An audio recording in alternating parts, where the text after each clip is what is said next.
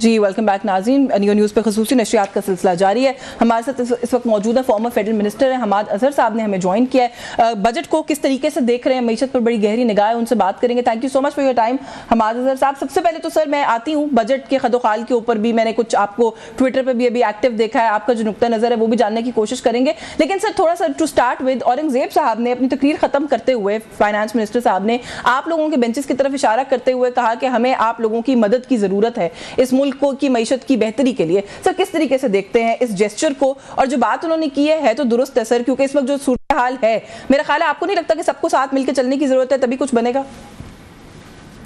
देखें, ये सिर्फ गुफ्तगू करने से या ऐसे अल्फाज कहने से तो बात नहीं बनती। जिस वक्त ये वो गुफ्तगू कर रहे थे उसी वक्त हमारे लोगों को गिरफ्तार भी किया जा रहा है। लाहौर में, सरगोदा में, मियांवाली में, हमारे लोगों के घरों के अंदर, डेरों पे जहाँ पे हमारे वर्कर्स कन्वेंशन हो रहे हैं, एज वी स्पीक वहाँ पे तोड़ फोड़ जारी है, वहाँ पे लोगों को रोका जा रहा है, हमारे लोगों को कैद किया जा रहा है, नई FIR जाली काटी जा रही हैं। जाहिर है मैं तो खुद समझता हूँ कि इस वक्त जो पाकिस्तान के माशी मसाइल पिछले खासतौर पे 2 साल में जन्म ले चुके हैं उनको बड़ी संजीदगी से हल करने की जरूरत है, और उस पर पॉलिटिकल पॉइंट स्कोरिंग भी नहीं होनी चाहिए और एक इंटेलिजेंट एनालिसिस और इनपुट होना चाहिए। हमें तो जाहिर है कि इन्होंने एंगेज किसी भी सतह पर नहीं किया बजट के लिए भी। तो वरना हम, क्योंकि हमारे बेंचेस में ज्यादातर वो लोग हैं जो सिर्फ फॉर्म 47 पे नहीं इलेक्शन जीते हुए, वो फॉर्म 45 पे भी जीते हुए हैं। तो हकीकी तौर पर जो अवाम की नुमाइंदगी जमातें कर रही हैं वो तो अपोजिशन में बैठी हैं। बदकिस्मती से जो ट्रेजरी बेंचेस हैं वो तो अवाम के वोटों से मुंतखब होके आए नहीं। और आज के बजट में भी अगर आप देखें तो मैं जैसे अभी आपको बताऊंगा तो खदोखाल उसके यही हैं कि ये एक गैर मुंतखब हुकूमत का बजट है जिसका अवाम से और जो ग्रास रूट पर हमारे मसाइल हैं, चाहे वो सनत के हों, एग्रीकल्चर के हों, उससे उनके हल करने का कोई ताल्लुक नहीं। कोई ताल्लुक नहीं है, आप कह रहे हैं ग्रास रूट से कोई ताल्लुक नहीं है। उन्होंने तो बड़ा प्राइड भी लिया इस बात में, उन्होंने कल भी इस बात को बहुत ज्यादा सेलिब्रेट किया, आई वुड से आज भी किया कि इन्फ्लेशन जो है वो हमने कंट्रोल कर लिया है, फूड इन्फ्लेशन कम हो गई है, करंट अकाउंट डेफिसिट हमने कंटेन कर लिया है। गो के 2-3 महीने के ही स्टैट्स हैं उनके पास और वो ट्रेंड्स नहीं होते when it comes to economy, but still आपको नहीं लगता कि उन्होंने एक कदम बढ़ा लिया है सही समत की तरफ जो वो क्लेम कर रहे हैं? पहली बात तो यह है कि इन्फ्लेशन बिल्कुल कम नहीं हुई, और मैं आपको आदाद-ओ-शुमार के साथ ये प्रूव कर सकता हूँ कि कीमतों के अंदर बड़ी तेजी से रफ्तार हो रही है, और इतनी तेजी से हो रही है कि जितनी पहले कभी भी नहीं हुई। देखें, होता यह है कि अगर एक साल में एक चीज है उसकी कीमत 50 से 100 रुपए पे चली जाती है तो हम कहते हैं कि उसकी कीमत दुगनी हो गई, 100% बढ़ गई। अगर उससे अगले साल उसकी कीमत 100 से 125 रुपए पे चली जाए तो हम कहते हैं कि पिछले साल की बनिस्बत उसकी कीमत आधी बढ़ी है, यानी शरह महंगाई उस चीज की आधी हो गई है। इसका मतलब ये नहीं कि उसकी कीमत नहीं बढ़ी, उसकी कीमत फिर भी बढ़ रही है। कीमतें अब भी बहुत तेजी से बढ़ रही हैं। नहीं, I understand what you saying, rate of growth contain कर लिया है प्राइसेस का, बट रेट ऑफ ग्रोथ भी अगर कर लिया है। हाँ, देखें इन एब्सोल्यूट टर्म्स अगर आप देखें ना, क्योंकि आवाम तो रेट ऑफ ग्रोथ को भी नहीं देखती, आवाम तो एब्सोल्यूट टर्म्स को देखती है कि उनकी जेब पर कितना बोझ आ रहा है। अगर आप देखें तो ये एक बेस इफेक्ट होता है, क्योंकि पिछले साल कीमतें इतनी ज्यादा बढ़ गई थी, यानी 50 से समझे 100 रुपए पे अगर कोई चीज चली गई तो इस साल अगर वो बहुत ज्यादा बढ़ती है, ये 100 से 125 पे भी चली जाती है, तो वो आदादो-शुमार के अंदर ये शो करेगी कि महंगाई की शरह जो है, यानी कीमतें बढ़ने की रफ्तार कम हो गई है। लेकिन इसका मतलब ये नहीं कि कीमतें बढ़ नहीं रही, कीमतें आज भी बहुत तेजी से बढ़ रही हैं, और हमारे करोड़ों लोग वर्ल्ड बैंक के मुताबिक गुर्बत की लकीर से एज वी स्पीक नीचे जा रहे हैं, और हमारे लोगों की आमदन नहीं बढ़ रही, कीमतें बहुत तेजी से बढ़ रही हैं। मैं दोबारा कह रहा हूँ, तो ये इन्फ्लेशन रेट और ये नंबरों का जो गौरव धंधा है ना, वो उसका ये सारा खेल है, वरना इसका बाकी कोई जमीनी हकाइक से अमल दखल। चले, जो इन्फ्लेशन रेट को भी थोड़ा बहुत हमने देखा कि कमी की तरफ गया, आपको लगता है कि दोबारा अब एक अपवर्ड स्पाइरल है जिसका आगाज हो गया, उसमें अब हम फिर से पड़ जाएंगे? क्योंकि जो FPR का टारगेट सेट किया गया है खास तौर पे, which is of course IMF dictated या बैक्ड, आप जो भी लफ्ज इस्तेमाल कर लें, 13 ट्रिलियन तक का तकरीबन कहा गया है कि रेस करना है। बहुत से लोग कह रहे हैं कि बड़ा खौफनाक फिगर है, आवाम की जेब से ही निकलेगा। बहुत मेरे ख्याल में कि आपका इन्फ्लेशन, ये जो बजट आया है ये इन्फ्लेशनरी है, यानी कि इसमें महंगाई की शरह बढ़ेगी। उसकी वजह ये है कि PDL के ऊपर इन्होंने 20 रुपए टैक्स के इजाफे की तजवीज़ दी है, जिसका मतलब है कि ये बढ़ाने जा रहे हैं पेट्रोल और डीजल की कीमत। कुछ चीज़ें ऐसी होती हैं याशीन साहिबा कि वो बजट के अंदर उनका जिक्र नहीं होता, लेकिन वो बड़ी अहम चीज़ें होती हैं। मसलन बिजली के नर्ख, हम सबको मालूम है कि बिजली के नर्ख ये दोबारा बढ़ाने जा रहे हैं। अब इस चीज़ का जिक्र बजट में नहीं होता, क्योंकि ये आपके इनकम और एक्सपेंडिचर से फेडरल गवर्नमेंट का इसका ताल्लुक नहीं है। इसका ताल्लुक पावर सेक्टर के फाइनेंसेस से है, और गैस की कीमतें भी बढ़ने जा रही हैं। फिर दूसरा इन्होंने देखें इस वक्त प्रॉब्लम क्या है। इस वक्त प्रॉब्लम ये है कि आपकी मईशत जिसके दो बहुत अहम जुज हैं, एक सनत और एक ज़राअत, वो एक क्राइसिस में जा चुके हैं। पिछले साल नेगेटिव ग्रोथ हुई है आपकी इकोनॉमी में और आपकी जीडीपी पर कैपिटा नीचे गई है। अब आपने इस वक्त भी तकरीबन 2-3% पे बड़े दर्जे की सनत ग्रो कर रही है। पिछले साल लोग 4-5%, 6-7% माइनस पे थी। अब 20-30% के आउटपुट आपका डिक्लाइन हो गया जब नेगेटिव ग्रोथ की वजह से। वहां जाके आपने अपनी सनत के लिए कोई पैकेज नहीं दिया, उनको मजीद शरह सूद की जो इतनी ज़्यादा शरह सूद है, जो महंगी बिजली एनर्जी कॉस्ट्स हैं उनकी, उनसे बचाने के लिए उल्टा आपने उन पर टैक्सेस की भरमार कर दी। मैन्युफैक्चरिंग सेक्टर के ऊपर आपने विद होल्डिंग टैक्सेस का मजीद बोझ डाल दिया, इनफॉर्मल सेक्टर का, जो एक्चुअली मैन्युफैक्चरर को अपनी जेब से डालना पड़ता है। तनख्वाहदार तबका जो है उस पर आप कह रहे हैं आपने टैक्स नहीं बढ़ाया, लेकिन मैं समझता हूँ कि ये गलत बयानी है। आपने स्लैब्स को चेंज करके तनख्वाहदार तबके की जो हायर टैक्स रेट की स्लैब्स थी उनकी लिमिट को लो करके आपने जो कम तनख्वाह वाले लोग थे उनको भी आप हायर टैक्स रेट के अंदर ले आए हैं। तो इसलिए मैं समझता हूँ कि ये कहना तो बिल्कुल मैं आई कैन कॉन्फिडेंटली से कि ये बड़ा एक इन्फ्लेशनरी बजट है। इसके अंदर कोई सनत के लिए, ज़राअत के लिए या आम आदमी के लिए रिलीफ नहीं है।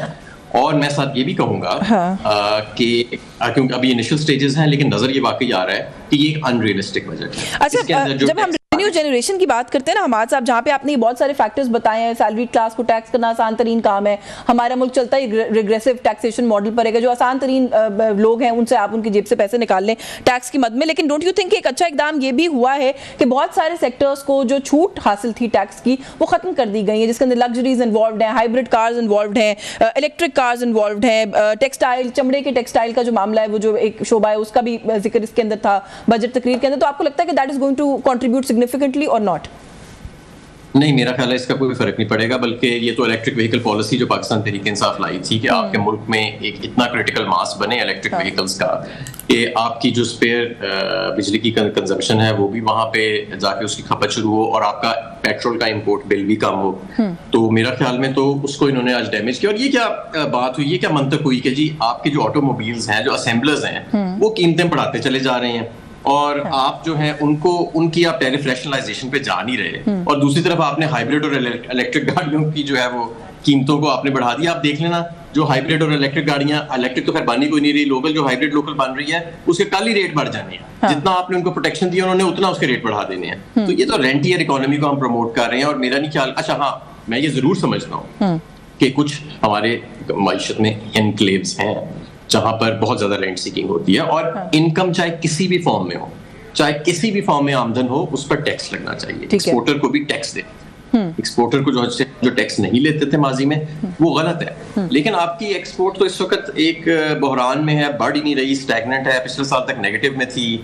इस दौरान आपने उनको 0% से पता नहीं 45% पे कि कितने भी आप सडनली ले गए हैं, मैं एग्जैक्ट नंबर्स इस वक्त मेरे सामने नहीं है, लेकिन तो ये भी बहुत लग रहा है कि ये इनको वापस लेना पड़ जाएगा, और ये बिल्कुल गलत बात है। आपने मैन्युफैक्चरर जो पहले ही इतना सारा कुछ सह रहा है उस पर आपने with holding tax informal sector का कहा है कि जी तुम काटोगे, यानी कि उसको तो किसी ने वो विद होल्डिंग टैक्स के पैसे नहीं देने, वो उसको अपनी जेब से डालने पड़ेंगे, और अपनी जेब से भी नहीं, उसने वो कस्टमर की जेब से निकाल लेने हैं। तो वो भी एक तरह की इनडायरेक्ट टैक्सेशन है। सेल्स टैक्स की जो आपने छूट खत्म कर रहे हैं मुख्तलिफ शोबों में, ये सारी चीजें जो हैं ये इन्फ्लेशन की तरफ ही बढ़ेंगी, इससे इन्फ्लेशन कम नहीं होगी। कुछ चीजों की इंपोर्ट के ऊपर भी जो टैक्स छूट थी वो खत्म की गई है। Do you think that is also going to have an impact on the exports? क्योंकि इस मुल्क के अंदर अनफॉर्चुनेटली एक्सपोर्ट्स भी जो है वो इंपोर्ट लेड होती है। हम रॉ मटेरियल पहले बाहर से मंगाते हैं, फिर कुछ बनाते हैं, फिर उसको बेचते हैं। जैसे कुछ फ्रैजाइल आइटम्स हैं उनका जिक्र था इसके अंदर कि उनकी इंपोर्ट्स जो है उनके ऊपर टैक्स छूट थी पहले, जो कि अब खत्म होगी। तो is that also going to affect our exports or not?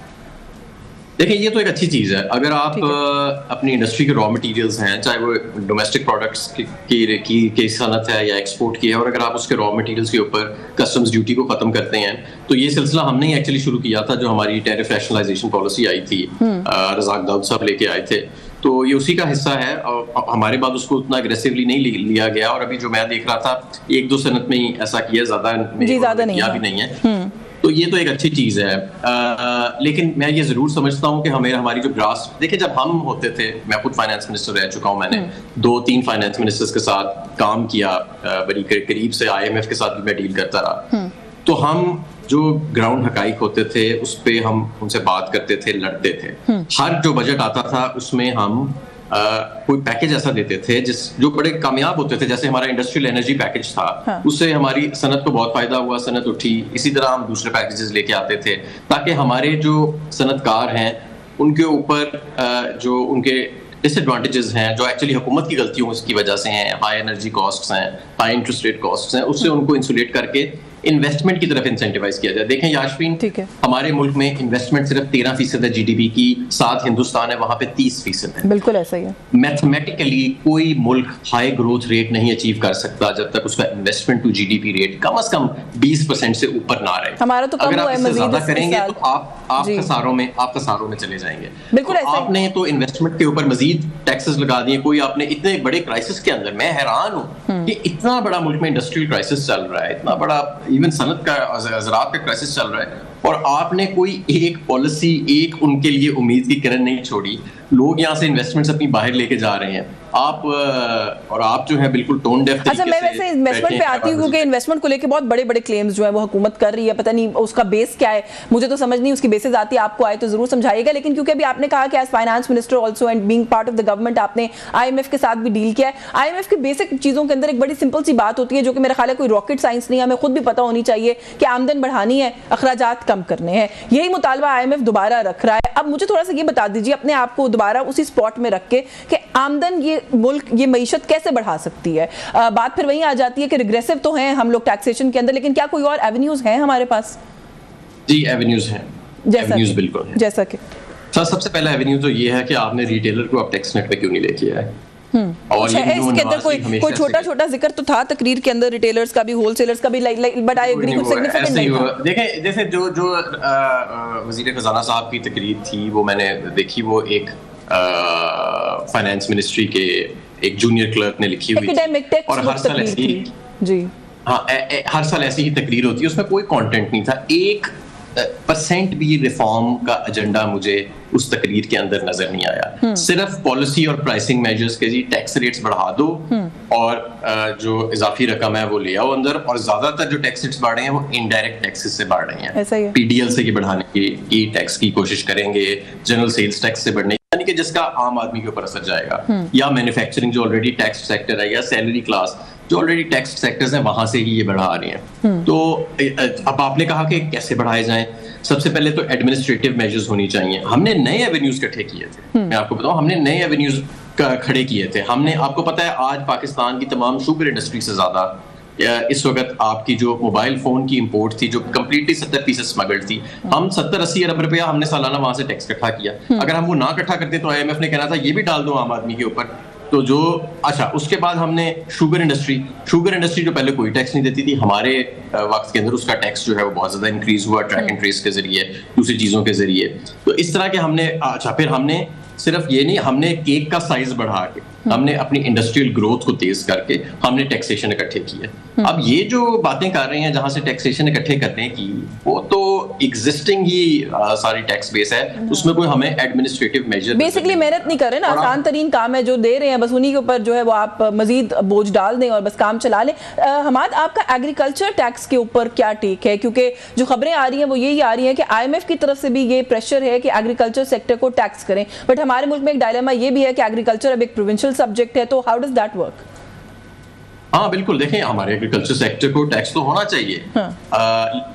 देखें अगर आपकी आमदन एक हद से ज्यादा है तो आपको टैक्स तो देना पड़ेगा। जाहिर है हमारे अगर छोटे किसान है तो उन पर टैक्स नहीं लगेगा। जिस तरह हमारे अगर कोई छोटा इनकम वाला आदमी है, कम सैलरी वाला आदमी है, उस पर टैक्स रेट कम लगता है या वो नहीं देता, तो इसी तरह वही प्रिंसिपल जो है वो तो बड़े जिम्मेदार जो हैं उनको बिल्कुल टैक्स देना चाहिए, टैक्स नेट पे आना चाहिए।